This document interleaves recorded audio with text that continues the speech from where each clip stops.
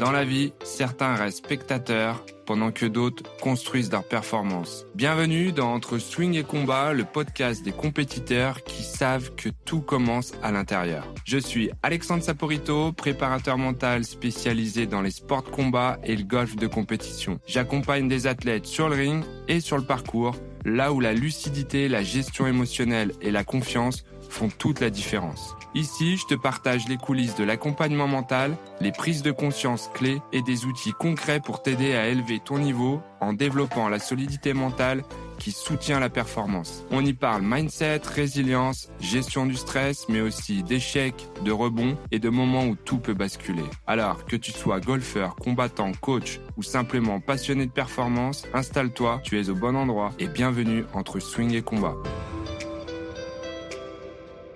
Salut Maëva, je te souhaite la bienvenue sur ce nouvel épisode qui pour le coup est consacré à toi aujourd'hui. Tu vas pouvoir nous parler de performance au niveau de ton sport qui est la boxe française. Et pour commencer, je te propose de te présenter un petit peu pour ceux qui te connaissent pas encore, si ça te dit. Ouais, tout d'abord merci Alexandre de me proposer cette interview. C'est génial de pouvoir parler aussi de son parcours. Donc moi je suis Maëva Levé, j'ai 22 ans. Je suis boxeuse donc en boxe française mais aussi dans d'autres disciplines pied-point, donc en kickboxing et en K1. Et voilà, donc j'habite dans le Cantal, je m'entraîne dans le Cantal et j'évolue au plus haut niveau de la savate. Super. Est-ce que tu peux me parler un petit peu de ton palmarès ? Ouais. Donc j'ai 41 combats, 29 victoires et 12 défaites. Donc je suis vainqueur de l'Open de France en K1 en junior 2020, vainqueur de l'Open de France en savate en 2021, vice-championne de France en K1 en classe B en 2021 aussi, championne de France en K1 en classe A en 2024 et là récemment donc championne de France Elita en 2025, donc titulaire de l'équipe de France combat pour participer aux championnats du monde qui ont lieu très bientôt. Ah, c'est super. Ça, c'est un magnifique palmarès quand même, hein. Oui, effectivement, surtout à mon jeune âge, donc je suis vraiment reconnaissante c'est cool. de ça. Du coup, ça me fait rebondir sur la question suivante. Ça va être, à quel moment tu as découvert la boxe française ? Ouais, donc j'ai découvert la boxe française à l'âge de 13-14 ans. Donc auparavant, j'avais fait plusieurs sports, plein de sports très différents. J'avais commencé par la danse, la gym. J'avais fait aussi beaucoup de courses, d'athlétisme, etc.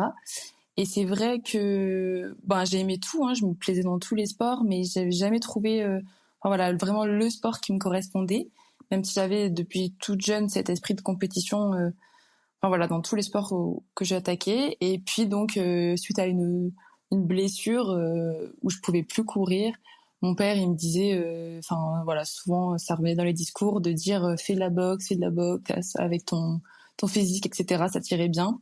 Moi j'avais pas du tout envie. Et donc, pour qu'il arrête aussi avec ça, j'ai dit ok, je vais aller essayer. Tu vas voir, ça va pas me plaire, et puis on ira faire autre chose. Et puis voilà, finalement, dès le premier cours, dès les premiers instants quand je suis entrée dans cette salle de boxe, ça a été un peu la révélation. Donc et puis j'ai jamais arrêté, je suis jamais repartie. Ok, c'est super, ça, c'est une belle expérience. Comme quoi, des fois, sur un malentendu ou un hasard comme ça, de trouver un peu sa passion. Ouais, tout à fait. C'est super intéressant.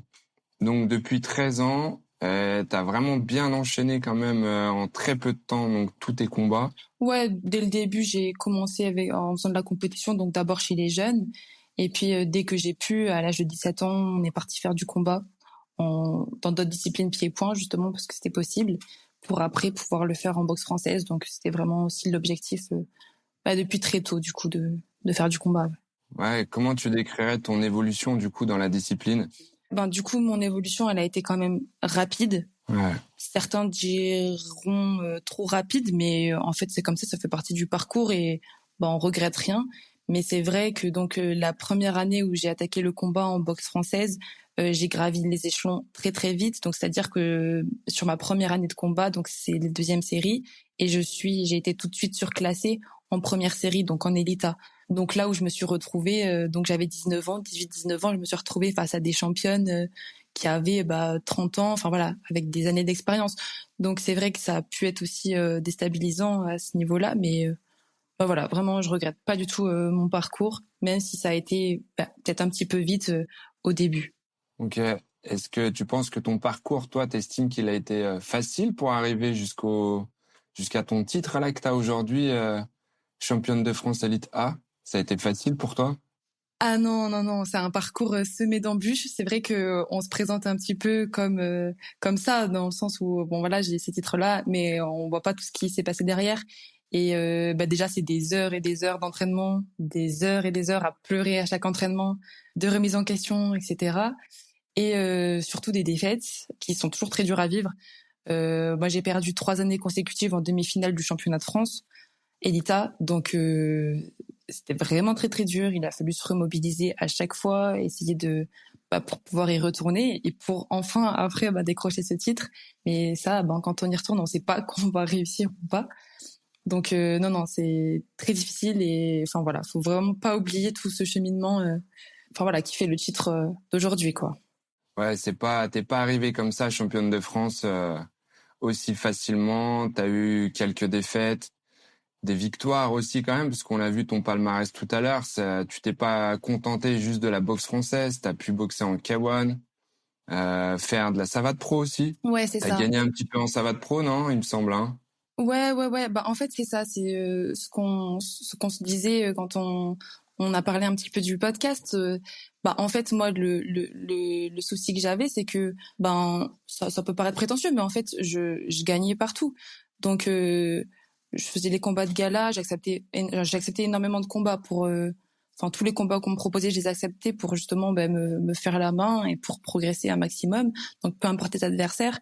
Donc c'est vrai que voilà, j'ai beaucoup gagné, mais quand on arrive en championnat de France, à chaque fois la même musique en fait et je me retrouve pas sur le ring et à chaque fois ça ne passe pas. Alors que j'avais les capacités enfin en tout cas les capacités physiques, je les avais, techniques et technico-tactiques, c'était sûrement pas un souci, mais on se confrontait toujours au même problème et voilà, ça n'a pas été évident. Mais effectivement, j'ai quand même gagné beaucoup de combats, ça c'est pas un souci. Mais en fait, mon objectif, il était pas là. Mon objectif, il était de gagner le championnat de France et ça fonctionnait pas du coup. Ouais, ça permet de mettre un point sur ça, c'est que ces compétitions qui étaient pour toi non officielles, la savate pro, les galas que tu pouvais faire, les soirées comme ça, pour toi, il y avait pas de pression en fait. Et à partir du moment où il y a un enjeu, où il y a ce sacre-là du championnat de France et d'être la numéro 1, là pour le coup, ça bloquait quoi. La pression qui revient et c'est ce qui t'a privé en quelque sorte de ça quoi pendant 3 années d'affilée quoi. Après, à chaque combat, on a quand même une pression. Ça, c'est pas le débat. Enfin voilà, il y a toujours ce stress et cette peur aussi de Mm. ne pas y arriver. Mais c'est vrai que c'était totalement différent entre les combats de championnat où là, voilà, c'est vraiment l'objectif ultime, le rêve aussi d'une vie, d'une carrière. Donc effectivement, c'était pas Ouais, c'est ça. la gestion était pas la même a Ouais, priori. l'enjeu était pas le même. C'est ça.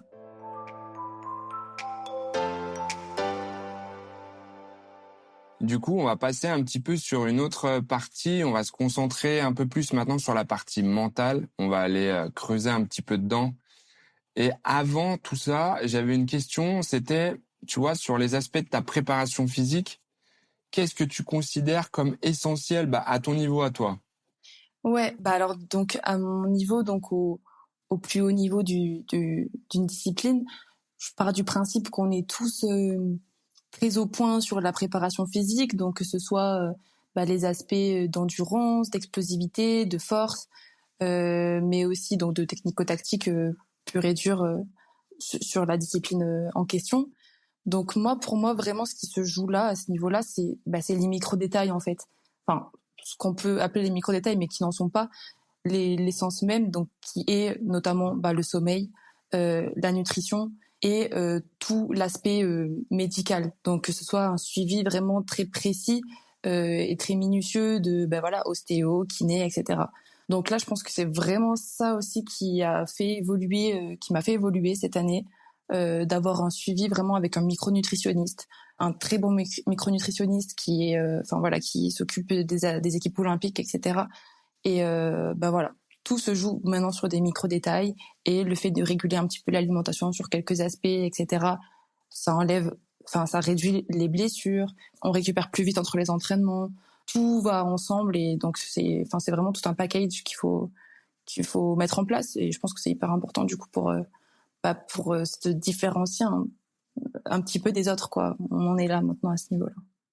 Ouais, tu l'as bien résumé, hein. De toute manière, à un moment donné, quand on est athlète de haut niveau, on est, comme tu l'as dit, technique, tactique, physique, on est au top du top.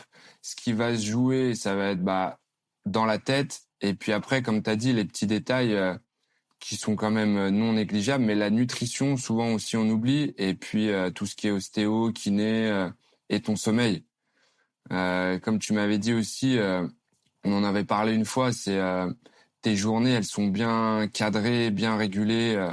Là-dessus, t'es très rigoureuse, quoi. Ouais, c'est ça. La boxe, ça pose un cadre incroyable. Donc, on sait exactement à telle heure ce qu'on fait, à tel moment. Enfin voilà, faut qu'on ait assez dormi parce que le lendemain, on a entraînement, etc. Donc, faut pas être fatigué pour l'entraînement. Donc, on peut pas sortir parce que sinon, ça dérègle tout le cycle, etc.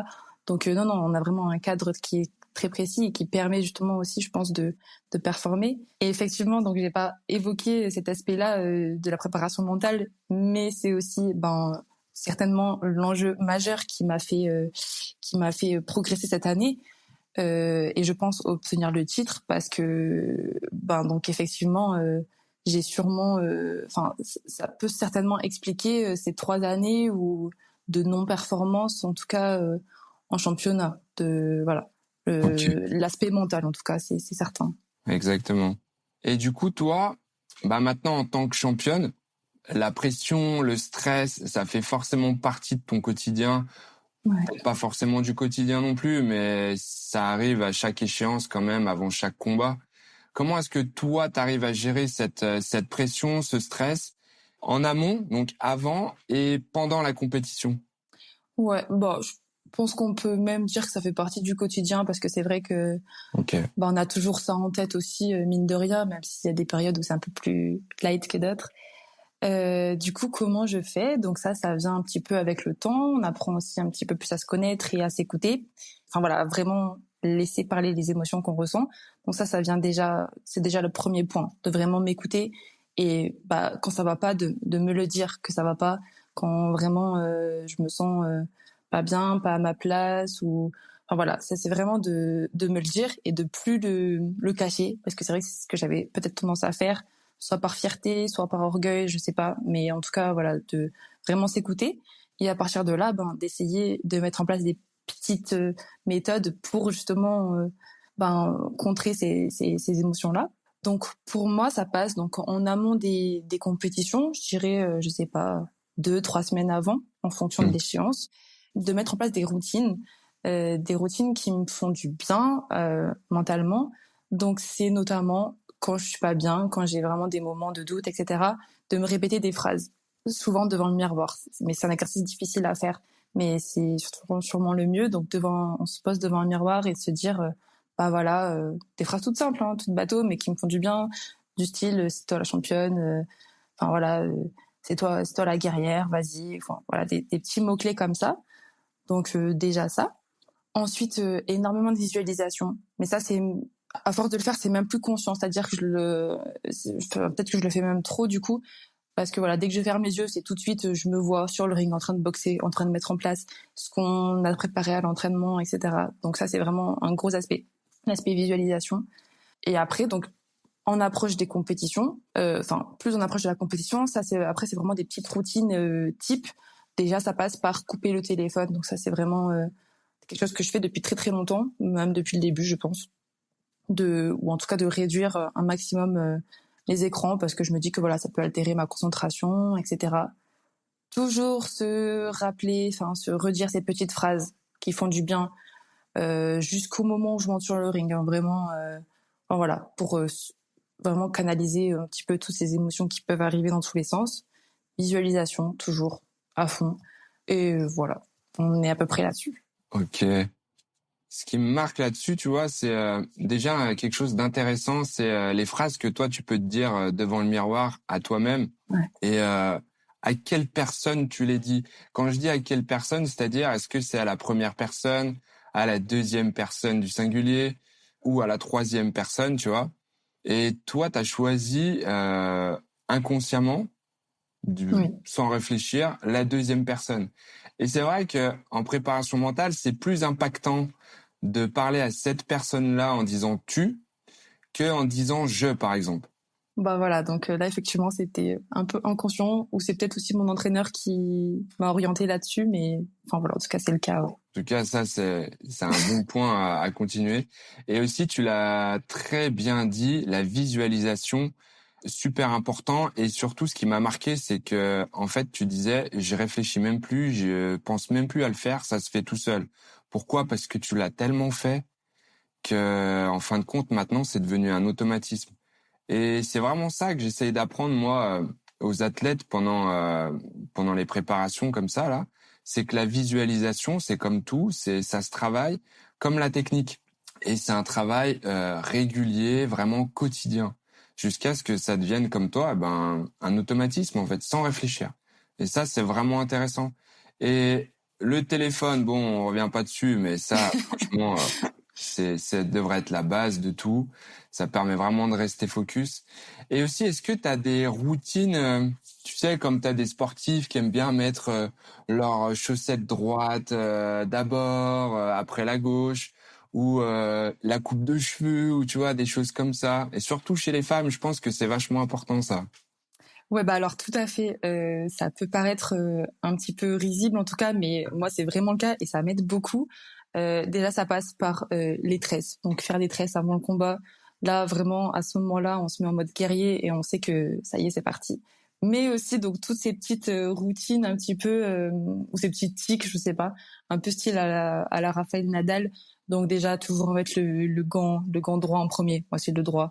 Enfin, toujours les mêmes chaussettes, les mêmes machins, etc. Donc ça c'est vrai, mais je pense que c'est le cas pour beaucoup de sportifs, mais on le dit pas trop. Carrément. Mais parce que, enfin, c'est un peu superstitieux, alors qu'on sait que ça a aucun sens, mais voilà. Et également, ce que je fais aussi beaucoup, j'ai pas forcément pensé à en parler, mais ça c'est pareil, c'est un peu inconscient, mais c'est le fait de tout positiver. C'est-à-dire que la veille ou l'avant-veille du combat, mais tout ce que je fais dans ma vie, je le positive et je me dis, ok, c'est bon signe. Par exemple, je sais pas, j'ai réussi à mettre ma chaussure du premier coup, je vais me dire, ok, bon voilà, c'est une bonne journée, c'est bien, je vais pouvoir bien boxer, tous des petits trucs comme ça qui n'ont aucun intérêt. En vrai, je le sais. Et moi, ça me fait vraiment du bien et je me le dis pour tout. Voilà, c'est un petit peu, voilà, c'est comme ça. Et j'ai pas honte de le dire. Et je pense qu'on est peut-être plusieurs à le faire et sans s'en rendre compte, mais voilà. Non, mais ces routines-là, en fait, elles sont très rassurantes en fin de compte pour l'athlète. C'est ça. C'est surtout dans ce but-là, en fin de compte, et ça permet de rentrer aussi dans son combat ou Ouais. pour même ceux qui nous écoutent aussi, qui font du golf par exemple, ça permet vraiment de rentrer dans cette atmosphère-là de compétition, dans cette bulle. Et ce Mm. rituel, cette routine, c'est ce qui déclenche en fait, c'est l'ancrage, on va dire, hein, c'est ce qui déclenche ton mode, comme t'as dit, guerrière, tu vois, je rentre dedans quoi. Ouais, c'est ça. Et puis aussi peut-être d'avoir que des pensées un peu positives pour contrer un petit peu tout le stress ou les éléments un peu parasites qui peuvent arriver. Voilà, la peur, etc. Donc c'est Hmm. peut-être aussi inconsciemment dans ce sens-là, je sais pas trop. En tout cas, c'est très intéressant ça. Est-ce que tu avais déjà, par le passé, collaboré avec un préparateur mental et si oui, est-ce que ça avait changé ta manière de combattre ou même de Euh, t'entraîner?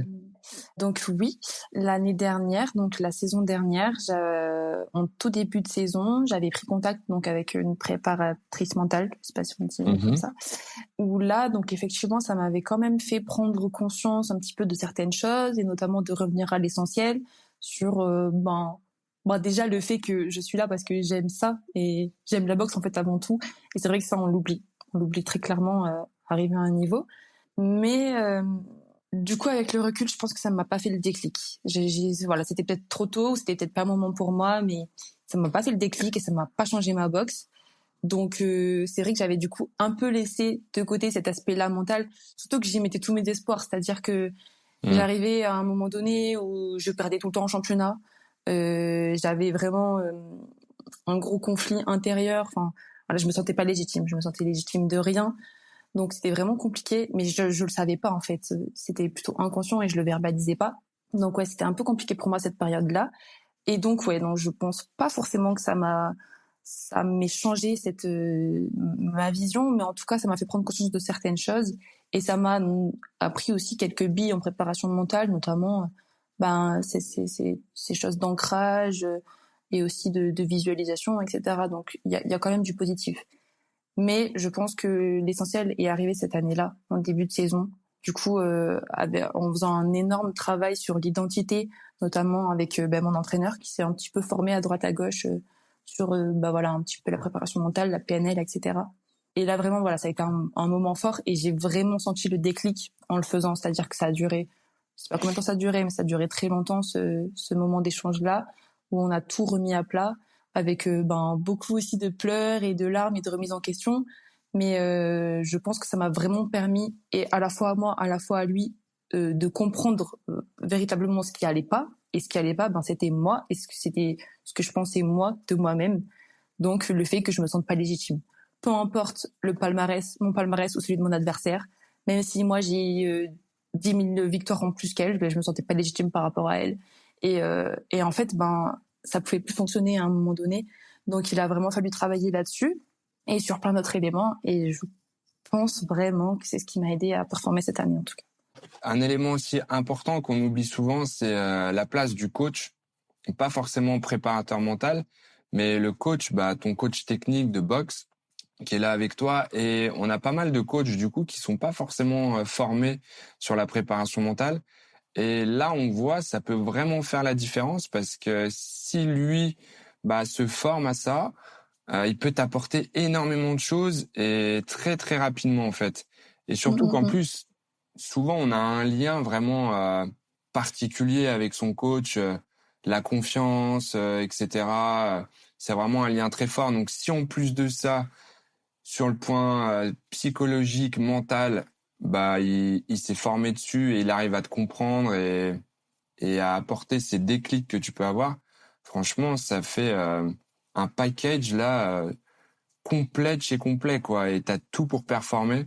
Effectivement, l'entraîneur, à la base, l'entraîneur juste boxe, qui n'est pas un entraîneur juste boxe, en tout cas dans mon cas, c'est vraiment, c'est mon entraîneur déjà depuis le début, mon manager, mon préparateur, mon allié aussi dans toute cette aventure. Enfin, voilà, c'est vraiment quelque chose. Enfin voilà, c'est vraiment un élément central et indispensable en tout cas de la carrière.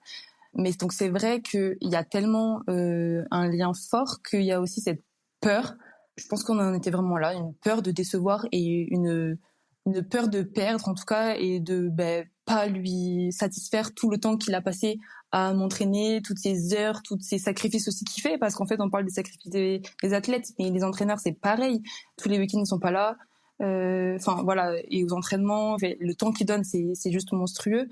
Et donc je pense qu'il y avait vraiment cette peur-là qui me bouffait sûrement aussi sur mes combats. Et du coup, le fait d'en parler et le fait de tout reposer à plat, je pense, je vais pas parler pour lui, mais je pense que ça a aussi un petit peu changé sa manière de m'entraîner et de me coacher. Et je pense en tout cas qu'il met en place en tout cas des éléments pour me remettre en confiance.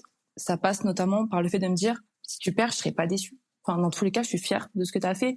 Ou rien que des petites phrases comme ça, et juste tu te dis, ok, c'est bon, je peux aller boxer. Il va pas m'en vouloir si je perds ou si je fais, enfin voilà, ou si je fais pas ce qu'on a mis en place. Enfin, voilà. Et je pense que c'est vraiment essentiel. En tout cas pour moi, ça doit dépendre des personnes. Enfin voilà, ça, on n'est pas tous égaux là-dessus, mais voilà. Ouais, une chose hyper importante là sur lequel tu mets le doigt, c'est souvent l'athlète, il va avoir, peu importe l'âge, et qu'on soit très jeune ou après adulte, c'est la peur de perdre et surtout la peur de décevoir. Ça peut être ses parents, ça peut être son entraîneur, son coach. Et toi, t'as su le dire. Arrête-moi si je dis n'importe quoi, mais t'as su le dire à ton coach et en parler avec lui en fait, lui poser la question. J'ai su le faire au bout de nombreux échecs et après qu'il m'ait tiré les verres du nez aussi pendant voilà très longtemps. Mais effectivement, c'est venu et ça a fait du bien aussi, ça soulage enfin en tout cas de verbaliser ce qui se passe et d'en prendre conscience, parce que c'est vrai qu'on n'en a pas forcément conscience, en tout cas on le refoule, donc voilà. Et surtout aussi de l'entendre dire que finalement, que tu gagnes ou que tu perdes, peu importe, il sera pas déçu ou quoi que ce soit, il sera toujours là, même si t'as gagné, même si t'as perdu, rien ne changera dans cette relation et c'est vraiment important parce que souvent l'athlète, en fait, il pense que si on loupe, eh ben justement, comme tu l'as dit, l'entraîneur, lui, il va passer beaucoup de ses week-ends avec ses boxeurs, donc c'est-à-dire pas avec sa famille, pas avec ses amis, pas pour du temps libre pour lui. Et on se met cette pression en tant qu'athlète, on se doit de lui rendre l'appareil en gagnant. Et que Tout à si on fait. n'a pas gagné, si on perd, eh ben, il va être déçu puisque on va dire, bah, il a donné tout ce temps-là pour rien. Ouais, c'est Et ça. ça, en fait, c'est se mettre à la place de l'entraîneur dans sa tête. Et c'est pas forcément la vérité à chaque fois. Et pour se l'enlever, bah, comme t'as fait, tu vois, même si lui t'a tiré les verres du nez, mais l'idée, le message, par exemple, qu'on pourrait faire passer aux athlètes qui nous écoutent, c'est soit d'en parler à ses parents, quand c'est la peur de décevoir les parents, ou d'en parler à son entraîneur et lui dire, écoute, moi, j'ai ça qui me trotte dans la tête, j'ai peur de te décevoir si je perds, qu'est-ce que t'en penses? Mm. Et en règle générale, vu ce qu'il donne pour son athlète, il devrait être assez rassurant là-dessus. Et Ouais. bizarrement, ça enlève une sacrée boule de stress dans le ventre. Une fois que juste ça a disparu, ça a été dit en fait. Non, tout à fait. Je pense que c'est vraiment un vrai conseil à donner aux athlètes, de vraiment le verbaliser et d'en parler. En fait, la communication, c'est vraiment la clé.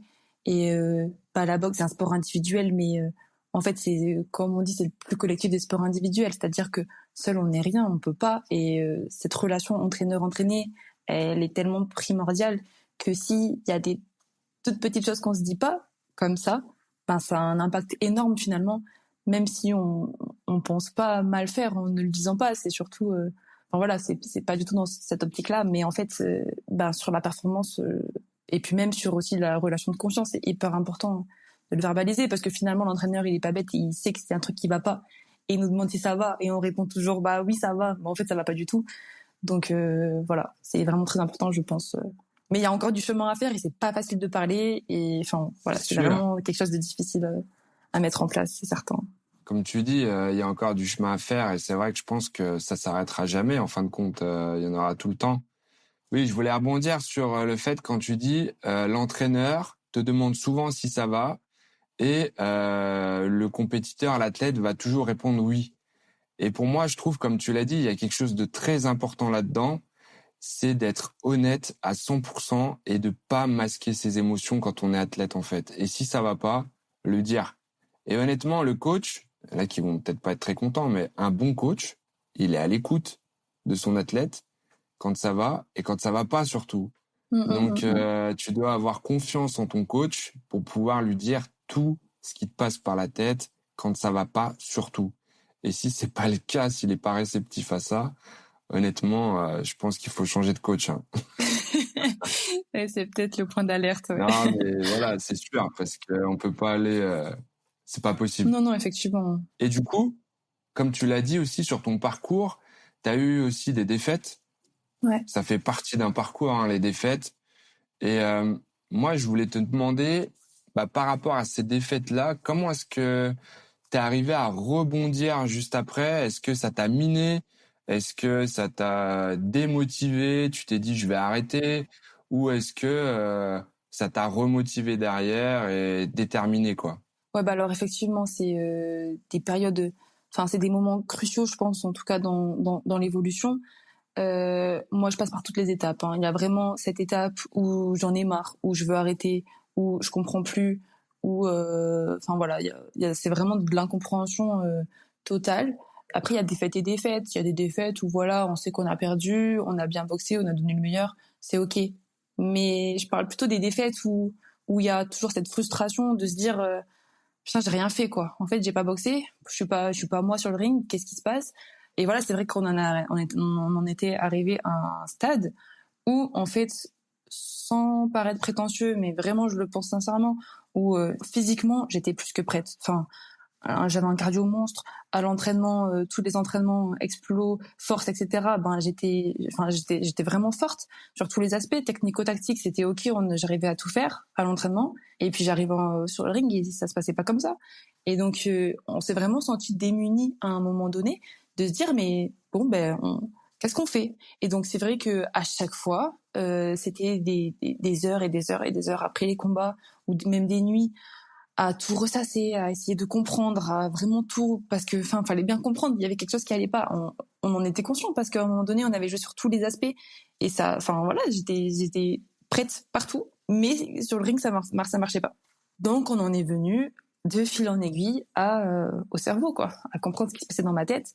Et c'est vraiment là que se jouait, je pense, l'essentiel, hein, finalement, parce que c'est bien beau d'être prête et d'être la meilleure, mais en fait, d'être la meilleure à l'entraînement, ou en tout cas de courir vite et de courir longtemps et de soulever de la fonte. Ok, c'est cool, mais en fait, si tu peux pas le refaire en combat, ça sert à rien. En tout cas, moi, ça me sert à rien. C'est pas l'objectif, donc voilà. T'as tout à fait raison, hein. Et c'est vrai que souvent, on se construit par ses défaites. Ouais, complètement. Ça permet vraiment, si t'avais pas perdu à ce moment-là, t'aurais peut-être pas pensé à ton mental, tu vois, Ouais. penser que c'était ça qui te bloquait. Et donc, du coup, pas le développer. Et à un moment donné, ça t'aurait peut-être bloqué un petit peu plus haut sur une phase encore un peu plus importante. Donc, c'est important que ce soit arrivé et d'arriver à rebondir après derrière. Mais après, c'est vraiment des moments très très durs, surtout quand on s'est fixé des objectifs très précis. Et je peux comprendre que ça fasse arrêter des athlètes aussi, hein. C'est vraiment dur de se remettre en question et de tout ressasser. Et c'est vrai qu'on remet quand même beaucoup de choses en question, donc c'est vraiment pas facile. Mais effectivement, c'est sûrement crucial et c'est sûrement là-dessus qu'on se construit le plus finalement que sur les victoires, quoi.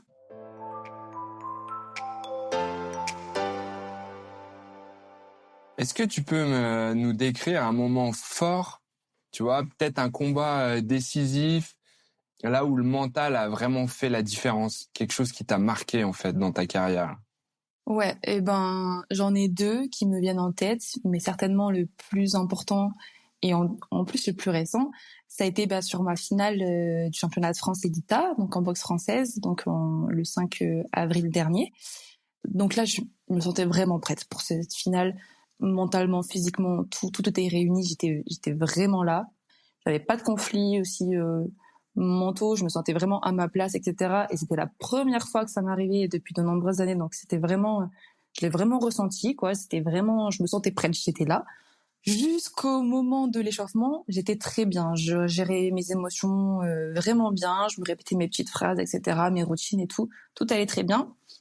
Arrive le moment de l'échauffement, je m'échauffe et là, je sens que c'était dur, quoi. C'était vraiment dur. J'avais une grosse boule dans le ventre. C'était vraiment pas facile à gérer.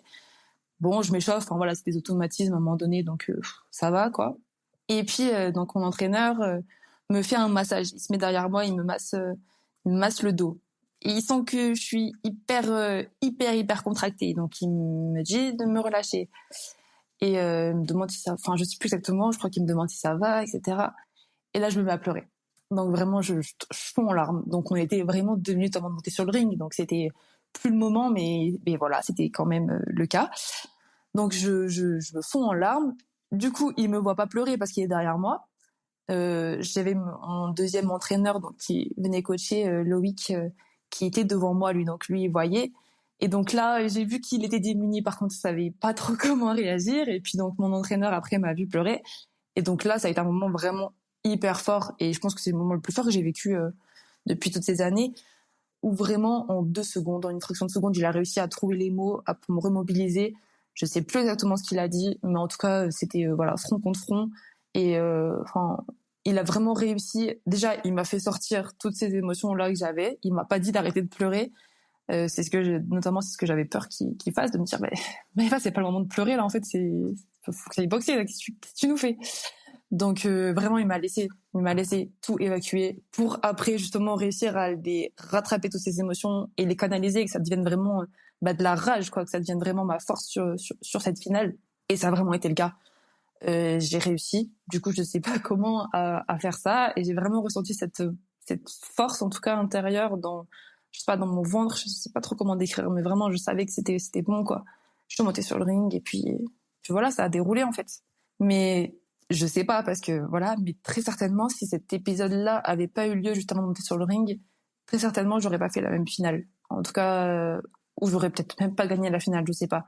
Mais ça a vraiment été libérateur et moteur sur cette finale. Donc voilà, ça c'était vraiment un moment très très fort et que j'ai pas honte de dire parce qu'en fait c'est vrai qu'on n'en entend jamais parler.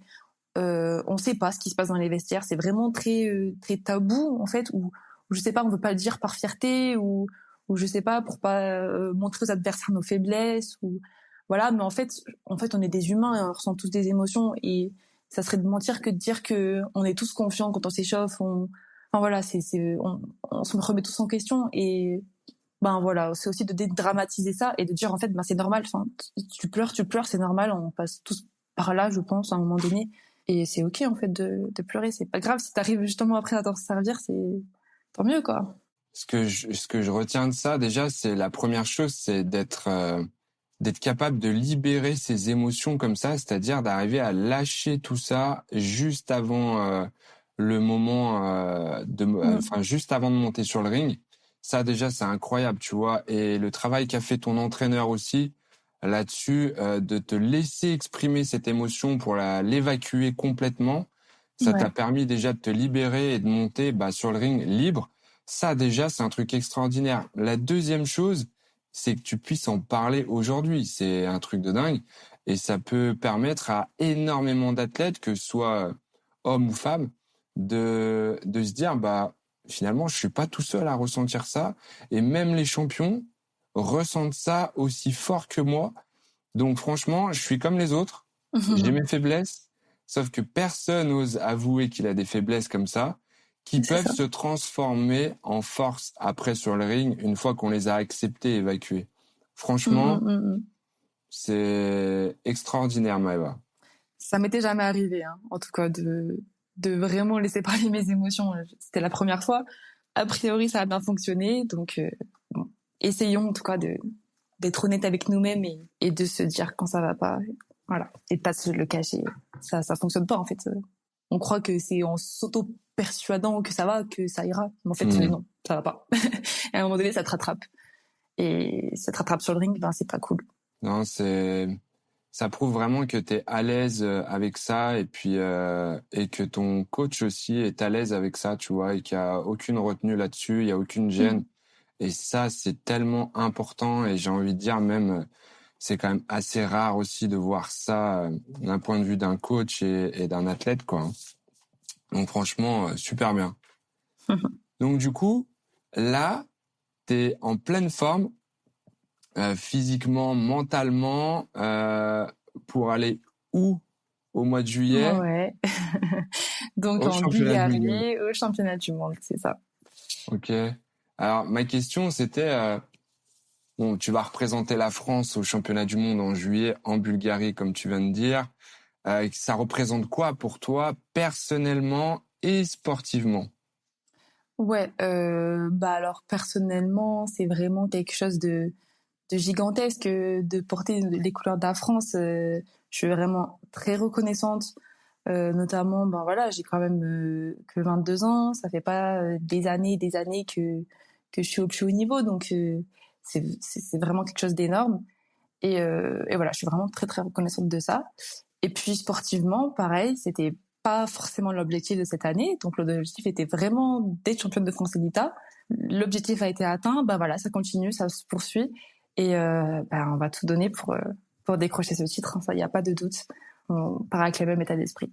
Et du coup, tu vois, à ce niveau-là, forcément, la différence, elle se joue à des petits détails. Selon toi, qu'est-ce qui peut faire la différence entre un podium, qui est déjà extraordinaire, hein, et un Mm-mm. titre mondial?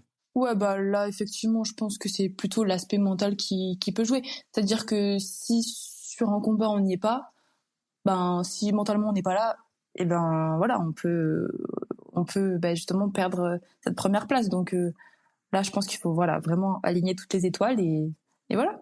Mais si on c'est toujours pas la même chose, si on part du principe qu'on est tous prêts physiquement, techniquement, etc. Ça pour moi c'est enfin voilà. Je pars de ce principe-là en tout cas. Ok. Est-ce que tu pourrais donner un petit conseil à une jeune boxeuse ou un jeune boxeur qui rêve de suivre tes traces, par exemple? Ouais. Bah alors moi, ce que j'ai à cœur d'essayer de montrer, notamment sur les réseaux sociaux depuis quelques années, c'est de montrer que c'est possible. C'est-à-dire que moi, j'habite dans le Cantal, donc c'est un environnement très rural où il n'y a pas forcément beaucoup d'athlètes, en tout cas pas d'élite, où ce sont des petits clubs avec des petits financements, etc. Et où on est un peu loin de tout. En tout cas, on est loin on est loin des gros clubs comme les clubs en région parisienne, par exemple. C'est de montrer qu'en fait, c'est possible. C'est-à-dire qu'on peut y arriver. On peut à la fois faire des études, parce que je suis encore étudiante. On peut continuer de s'entraîner dans son club de cœur, de son club d'origine, et on peut performer. Même si c'est peut-être un peu plus compliqué que les autres, je sais pas. J'ai pas vécu ce qu'ont vécu les autres, mais en fait, c'est possible. Il faut croire, il faut pas se limiter. En tout cas, il faut pas se limiter à ces choses-là. Si on le veut, si c'est vraiment notre objectif et que que c'est au clair avec l'entraîneur, etc. On met tous les moyens en œuvre pour y arriver. C'est pas facile, c'est vraiment pas facile, mais si on le veut, je pense que c'est possible. En tout cas, faut le tenter. Il faut pas se restreindre et se dire, c'est pas possible, je suis à l'école à tel endroit, j'ai le club, il est à 1 heure de route, etc. Il y a toujours des solutions et vraiment, c'est possible. Donc voilà, moi c'est vraiment que j'ai à cœur de transmettre aux plus jeunes en tout cas. Et je pense que c'est un petit peu le cas au sein des clubs aux alentours et de mon club. Donc je suis contente. C'est vraiment très inspirant ce que tu dis pour les jeunes. Et d'un point de vue mental, tu penses que tu pourrais donner quoi comme conseil à ces jeunes aussi? Ouais, là, je pense que c'est le plus dur, mais c'est vraiment de réussir à verbaliser. En tout cas, de réussir à avoir conscience de ce qu'on ressent. Et j'ai vraiment, pendant trop longtemps, j'ai tout renfloué. Et quand j'avais peur, je me le disais pas. Quand je me sentais pas bien, quand je me sentais pas à ma place, je le disais pas. Enfin, voilà, je disais rien. Enfin, en tout cas, je me le disais pas à moi-même. Donc déjà, à partir de ce moment-là, je pouvais pas le dire aux autres. Et en fait, ça bouffe. À un moment donné, c'est pas moteur. Faut pas croire que c'est en enlevant la peur qu'on n'aura plus peur. C'est pas comme ça que ça fonctionne. En tout cas, moi, ça fonctionne pas comme ça. Donc, je pense que c'est vraiment la clé. Elle est là de se dire les choses. Et à partir de ce moment-là, on peut travailler, on peut le verbaliser à l'entraîneur ou à ses proches, je sais pas. Et après, voilà, ça, tout déroule. Mais si on le sait pas, les autres le sauront pas. Et à un moment donné, on arrive moi, ça fonctionnait jusqu'au moment où ça a plus fonctionné. On arrivait à des incompréhensions et on s'est dit, comment on fait? Parce qu'en fait, tout est là, mais les résultats sont pas là. Donc il y a un truc qui nous manque. Mais qu'est-ce qui nous manque? On sait pas. Donc voilà, faut réussir à le verbaliser à un moment donné et c'est vraiment la clé. C'est vraiment la clé. C'est bien beau de s'entraîner des heures et des heures, mais si la tête elle y est pas, non, je pense qu'on peut pas y arriver. Il y en a qui y arrivent sûrement, mais en tout cas, voilà, moi ça fonctionnait pas. Je veux pas faire de généralité, c'est pas l'objectif, mais de transmettre en tout cas mon expérience et peut-être que ça peut faire prendre conscience aussi à des personnes dans la même situation ou voilà. Exactement. Non, vraiment, le plus important, comme tu l'as dit, c'est vraiment le dialogue, parler, échanger. C'est vraiment ça le plus important. Et la boxe, qu'est-ce que ça t'a appris sur toi-même et que t'aurais peut-être jamais découvert autrement? Franchement, la boxe, ça m'a tout appris. C'est arrivé à un moment donné de ma vie où j'avais plus de cadre, c'était très compliqué. Enfin, personnellement, dans ma vie, c'était pas une période facile. Et vraiment, la boxe, ça m'a posé un cadre, ça m'a apporté une famille, ça m'a apporté, j'ai appris à avoir confiance aux gens, notamment à mon entraîneur. Et ça, c'est vraiment, c'est les plus belles relations, je trouve, les relations entraîneur-entraîné, c'est juste incroyable. Ça m'a appris ça m'a fait avoir des émotions. Et je pense que les émotions qu'on ressent sur le ring, c'est des émotions que très très peu de gens ressentiront dans leur vie, je pense, et c'est des émotions incroyables. Et donc voilà, vraiment la boxe et en tout cas le combat, ça m'a vraiment apporté énormément. Et ça représente 99% de ma vie. Faut le dire, c'est la part la plus importante. Donc voilà, c'est dur, mais il y a aussi énormément de positifs et ça apporte énormément. Et voilà. Et puis c'est pas un sport professionnel aussi, donc heureusement que ça apporte parce que on peut pas en vivre en tout cas, donc il faut qu'il y ait des points positifs aussi, hein, sinon ça peut pas fonctionner. Ah, c'est sûr, t'as tout à fait raison. Tu te vois où dans 5 ans? On va se projeter comme ça quand même sur le long terme, mais tu te vois toujours sur un ring ou en train de Ouais. donner des cours ou différemment, arrêter la boxe, travailler? Non, je pense que je me vois toujours sur le ring, et ça c'est sûr, à défendre mon titre, à essayer de devenir potentiellement la meilleure, ce serait vraiment l'objectif. Et je donne toujours un petit peu je donne des cours un petit peu à côté. Je suis un petit peu aussi investie dans le département, notamment auprès des jeunes. Donc toujours continuer aussi là-dessus, mais en sachant que voilà, ma carrière en tout cas de sportive, ça reste l'aspect numéro 1 de ma vie. Et donc voilà, j'aimerais bien continuer là-dedans. Et aussi potentiellement à plus développer les autres boxes. Que du coup voilà, la boxe française c'est vraiment mon objectif. Peut-être qu'à l'avenir ça pourrait aussi on pourrait aussi peut-être partir un peu plus sur du kick ou du K1 ou ce genre de choses. Mais bon, l'avenir nous le dira. Et tu travailles à côté, c'est ça, non? Je suis étudiante. Je suis étudiante en master de sociologie, de chargée d'études sociologiques. Ok. Voilà, donc c'est aussi une part importante de ma vie, faut pas l'oublier, et pour tous les sportifs aussi, et c'est hyper important. Et je pense que sans ça, d'ailleurs, j'aurais peut-être pas forcément performé autant, parce que bon, voilà, j'ai vraiment un cadre très précis, c'est-à-dire que j'ai une heure là, cette heure-là, c'est pour travailler, pour réviser les partiels. Après, cette heure-là, c'est pour l'entraînement. Là, je peux pas réviser les partiels la nuit parce qu'il faut que je sois en forme le lendemain matin, etc. Donc, c'est vraiment toute une machine qui se met en route, pour performer partout. Et au final, ça fonctionne bien parce que, j'ai jamais eu de soucis dans mes études. J'ai toujours bien réussi. Et puis, à la boxe, ça va, quoi. Carrément. Eh ben, Maëva, je te remercie. Ce qui ressort du coup de notre entretien aujourd'hui, ça va être vraiment ta détermination, ta concentration que tu peux avoir et surtout la gestion de tes émotions où je vois que tu es maintenant devenu capable, franchement, d'exprimer ces émotions-là en toute confiance, d'avoir réussi aussi à rebondir malgré les échecs. Ça t'a pas fait abandonner ton objectif que tu as atteint d'ailleurs cette année en étant championne de France Elite A et qui va te permettre, comme on l'a dit, de participer au championnat du monde au mois de juillet en Bulgarie. Écoute, je te remercie énormément d'avoir pris du temps et d'avoir répondu présente aujourd'hui. Et j'espère à très bientôt. On te souhaite bonne chance, le meilleur pour toi pour ce championnat du monde, en espérant que tu nous ramènes le titre en France. Sans vouloir te mettre la pression. Merci beaucoup, Alexandre. C'était un plaisir.